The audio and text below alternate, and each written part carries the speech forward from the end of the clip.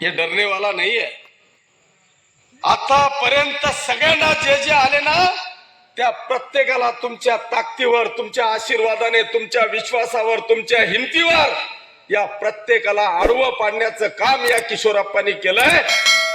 आणि आता सुद्धा येणाऱ्या 2 तारखेला अरे किती या, मला नेत्यांचा डर नाही।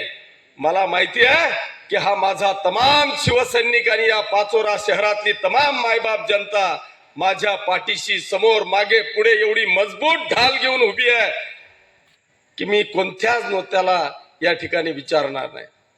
इतकी ताकद तुमच्यामध्ये आहे आणि ती ताकद बांधवांनो या किशोरप्पा करता, आपल्या या शहराच्या विकासाकरता तुम्ही सगळ्यांनी येत्या 2 तारखेला माझ्या आणि माझ्या 25च्या 29च्या 29 28 नगरसेवक आणि एका नगराध्यक्षाच्या उमेदवारासाठी आपण सगळ्यांनी सगळ्यात लवकर मतदान एकदा करा, तसरी ट्राय तर करा। आम्ही परतफेड कर देऊ, तुम्ही चिंता नका करा, डबल चोबल काढून देईल। पती एकदा सवय पाडा, एकदा बाहेर निघा। मी आज ना माझ्यावर आरोप होता, हा कॉन्ट्रॅक्टरांचा माणूस आहे ना, अशा एखादा कॉन्ट्रॅक्टर नाही। अरे माझ्यासह माझा कार्यकर्ता हा फाटका होता, पण आज अभिमानाने सांगतो की या पाचोरा तालुक्यातला किमान 1000 तरुण हा इथं कॉन्ट्रॅक्टर आहे, हा काम करतोय। अरे त्यांनी जर का वर्षभरात 1,00,000, 2,00,000, 5,00,000 रुपये कमवले तर तुमची काय जीवावर येते?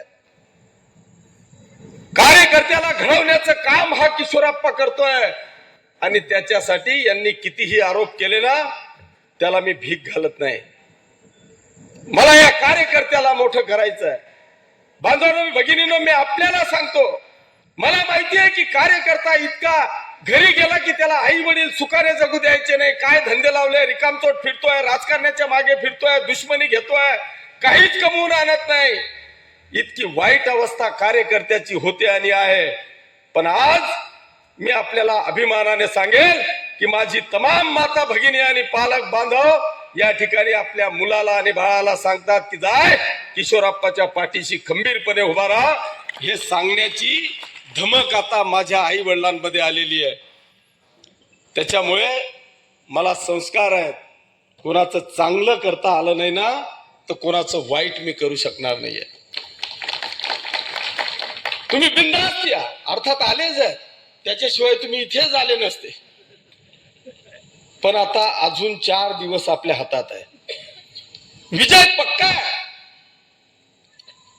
पण जर का 1 मत कमी पडलं ना तर 5 वर्ष पश्चाताप करायचा आहे। आणि 2-4 मतांनी 2-400 जास्त पडले ना तर आपल्याला काही उलटी होणार आहे का? मळमळ होणार आहे? मग आता 4 दिवस ओव्हर कॉन्फिडन्स मध्ये जायचं नाही, अति आत्मविश्वासामध्ये जायचं नाही। इथे दिसलेले किमान 1001 लोक तरी दिसत आहे। 1000 तर असतील ना भाऊ? कितल्या आहेत खुर्च्या? 1000 खुर्च्या आहेत। आणि ह्या 1000 लोकांनी जर का ठरवलं ना, दोघी वार्ड आहेत, दोघी 4-4 हजार मतांचे वार्ड आहेत, होणारं मतदान 3-3 हजार म्हणजे 6000 होणारं मतदान आहे। आपल्या घरात जास्तीत जास्त 3, नाही तो हम 2 हमारे 2, 4 घर किती आहेत? 1,500, 15 चौक 60। या 1,500 घरांना ह्या 1000 लोकांनी जर का ठरवलं की आपण 2-2च घर समवू, काही अडचण आहे का? सगळ्यांनी ठरवा ना, नाही तर मग तो जुना नाही त्यांनी फोनच काय नाही ना आपलं काय काय आपलं काय पडेल नाही।